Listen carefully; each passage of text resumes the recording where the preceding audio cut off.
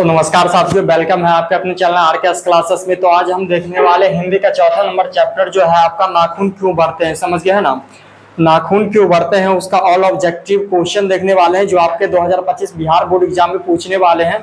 वही क्वेश्चन आज यहाँ पे सॉल्व करने वाले हैं और देखने वाले हैं कि आपका 2025 बोर्ड एग्जाम में हिंदी से कौन कौन से क्वेश्चन आपका चौथा नंबर चैप्टर नाखून क्यों बढ़ते हैं इससे पूछने वाले हैं। समझ गए है ना। तो चलिए आज का क्लास शुरू करते हैं। आज का क्लास शुरू करने से पहले मैं आपको एक बात बताना चाहता हूं कि अगर आप अभी तक इस चैनल को सब्सक्राइब नहीं किए हो तो सबसे पहले इस चैनल को सब्सक्राइब और बेल आइकन को प्रेस कर दीजिएगा ताकि इसी तरह का वायरल क्वेश्चन का आपको क्लास रेगुलरली मिलते रहे। समझ गया ना। तो आज का आपका सबसे पहला क्वेश्चन जो है आज का आपका सबसे पहला फर्स्ट नंबर क्वेश्चन जो है उसमें पूछा जा रहा है किस देश के लोग बड़े बड़े नख रखना पसंद करते हैं। समझ गया ना, पसंद करते थे। तो यहाँ पे आपसे पूछा जा रहा है किस देश के लोग बड़े बड़े नाखून रखना पसंद करते थे। समझ गया है ना। तो यहाँ पे आपका जो आंसर जो हो जाएगा वो हो जाएगा डी नंबर। आपका जो फर्स्ट नंबर का आंसर जो हो जाएगा वो हो जाएगा डी नंबर। समझ गए ना, गौर देश के लोग जो थे वो बड़े बड़े नाखून रखना पसंद करते थे। समझ गए हैं कि नहीं समझ गए हैं। तो चलिए नेक्स्ट क्वेश्चन की ओर चलते हैं। 2 नंबर में आपसे क्या पूछा जा रहा है, समझ गए है ना। तो 2 नंबर में आपसे पूछा जा रहा है अनाम दास का पोथा उपन्यास किस लेखक की कृति है। समझ गया है ना।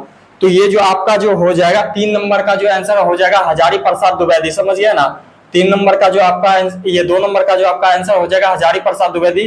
और चलिए तीसरा नंबर क्वेश्चन में देख लेते हैं। तीसरा नंबर में आपसे क्या पूछा जा रहा है। तो तीसरा नंबर में आपसे पूछा जा रहा है हजारी प्रसाद द्विवेदी ने निर्लज अपराधी किसे कहा है। समझ गया ना। हजारी प्रसाद द्विवेदी जो थे वह निर्लज अपराधी किसे कहे थे। तो वह निर्लज अपराधी बोले थे नाखून को। समझ गया ना। तो 3 का आपका डी नंबर आंसर सही हो जाएगा। और इस सब का आपको पीडीएफ भी मैं आपको प्रोवाइड करवा दूंगा। अगर आपको इसका पीडीएफ चाहिए तो कमेंट बॉक्स में बता दीजिएगा भैया हमको पीडीएफ चाहिए, मैं आपको इसका पीडीएफ भी प्रोवाइड करवा दूंगा। तो चलिए आगे देख लेते हैं। आगे आपसे 4 नंबर में क्या पूछा जा रहा है। तो 4 नंबर में आपसे पूछा जा रहा है किसने कहा था कि सब पुराने अच्छे नहीं होते और सब नए खराब नहीं होते। समझ गए ना, ये किसने कहा था। तो ये आपका जो 4 नंबर का जो सही आंसर जो हो जाएगा ये किसने कहा था। तो अगर आपको पता है तो फटाफट कमेंट में बताते जाइए। समझ गया ना। अगर आपको पता है तो फटाफट कमेंट में बताते जाइए। तो 4 नंबर का जो आपका जो आंसर जो हो जाएगा वह डी नंबर आंसर हो जाएगा। किसने कहा था। तो कालिदास ने कहा था। समझ गया ना। तो चलिए अपना 5 नंबर क्वेश्चन की ओर चलते हैं। 5 नंबर क्वेश्चन में आपसे क्या पूछा जा रहा है। 5 नंबर क्वेश्चन में पूछा जा रहा है दधीचक की हड्डी से क्या बना था। समझ गया ना। तो फटाफट अगर आपको पता है तो आप लोग कमेंट में जरूर बताइएगा। तो ये आपका जो 5 नंबर का जो आंसर जो हो जाएगा वो हो जाएगा इंद्र का वज्र। समझ गया ना। दधीचक के हड्डी से क्या बना था। तो इंद्र का वज्र बना था। समझ गया ना। तो चलिए नेक्स्ट क्वेश्चन की ओर चलते हैं। नेक्स्ट क्वेश्चन में क्या पूछा जा रहा है। तो 6 नंबर आपके क्वेश्चन में जो पूछा जा रहा है। समझ गया। 6 नंबर आपके क्वेश्चन में जो पूछा जा रहा है द्विवेदी जी से किसने पूछा था कि नाखून क्यों बढ़ते हैं। समझ गया ना। तो इसका जो आपका जो आंसर जो हो जाएगा वह द्विवेदी जी से किसने पूछा था। तो एक छोटी लड़की जो उनकी थी उसने पूछा था। समझ गया ना। तो आपका 6 नंबर का बी नंबर आंसर हो जाएगा। तो चलिए 7 नंबर क्वेश्चन की ओर चलते हैं। 7 नंबर क्वेश्चन में पूछा जा रहा है ललित निबंध है। तो ललित निबंध क्या है। तो नाखून क्यों बढ़ते हैं। समझ गया ना। यह एक ललित निबंध है। समझ गया कि नहीं समझ गए। तो चलिए 8 नंबर क्वेश्चन की ओर चलते हैं। 8 नंबर क्वेश्चन में पूछा जा रहा है हजारी प्रसाद द्विवेदी द्वारा रचित पाठ है। समझ गया ना। हजारी प्रसाद द्विवेदी द्वारा रचित पाठ है। तो क्या है। तो यह एक हो जाएगा नाखून क्यों बढ़ते। समझ गए ना। देखिए क्वेश्चन वही है लेकिन पूछने का तरीका इसका अलग है। समझ गए ना। आपको घबराना नहीं है, चाहे किसी भी तरीका से क्वेश्चन पूछे आपका आंसर एक ही होगा, इसलिए आपको घबराना नहीं है। बस सिर्फ आपको क्वेश्चन आराम से रीड करना है। रीड करते हुए आपको क्वेश्चन को आंसर देना है। समझ गए ना। जब तक आप एक बगल से क्वेश्चन को रीड नहीं करोगे तब तक आपका माइंड सेट नहीं बनेगा, ना ही आपको क्वेश्चन का सही आंसर पता चल पाएगा। ना समझ गए कि नहीं समझ गया है। अगर आपका सही क्वेश्चन का सही आंसर पता नहीं चल पाएगा तो आप उसका गलत आंसर देके आओगे और उसका नंबर आपका कट सकता है। तो चलिए ये 8 नंबर तो हो गया। 9 नंबर क्वेश्चन की ओर चलते हैं। 9 नंबर क्वेश्चन में क्या पूछा जा रहा है। नाखून प्रतीत है। तो नाखून क्या चीज का प्रतीत है। तो यह एक पार्श्विक वृत्तिया का प्रतीत है। समझ गया ना। इसका मतलब है कि पुराने जमाने का एक प्रतीत है जो कि आपको पता होगा कि पुराने जमाने में नाखून जो हुआ करता था वह एक अस्त्र की तरह यूज हुआ करता था, जो कि अभी के समय में है कि बहुत सारे यंत्र का यूज होने लगा है। लेकिन पुराने जमाने में शिकार करने के लिए, अपने खाने के लिए, अपने कपड़ा पहनने के लिए जो है कि जो शिकार करते थे हमारे पूर्वज वह किसका उपयोग करते थे। अपने नाखून का उपयोग करते थे। समझ गए कि नहीं समझ गए।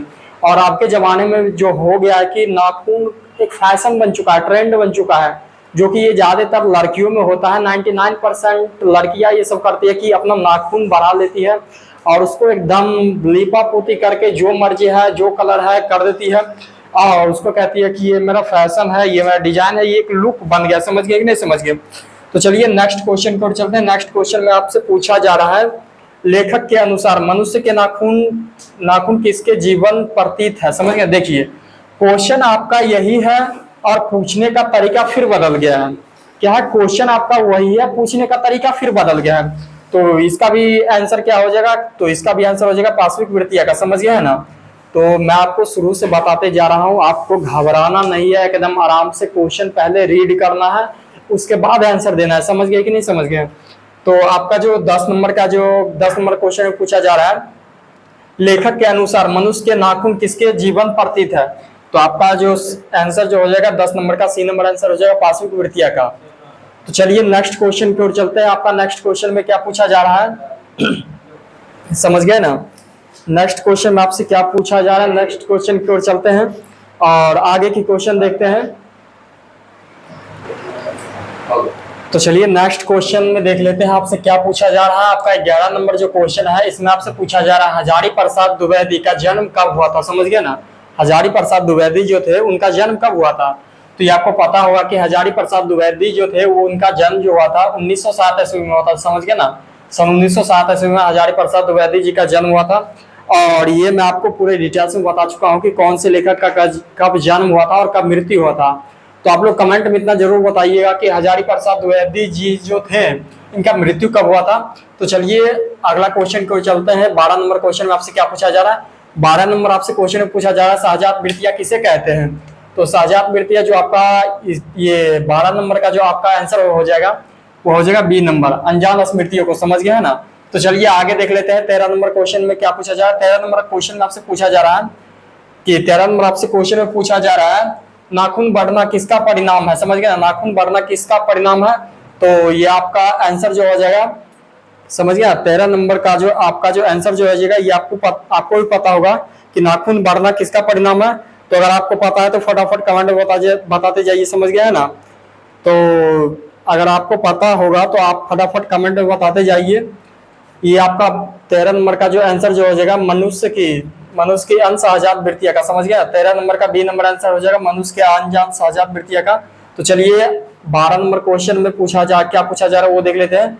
12 नंबर क्वेश्चन में पूछा जा रहा है आलोक पर्व शीर्षक निबंध संग्रह किसकी रचना है? समझ गया ना? ये किसकी रचना है? तो फटाफट आप लोग कमेंट में बताते जाइए।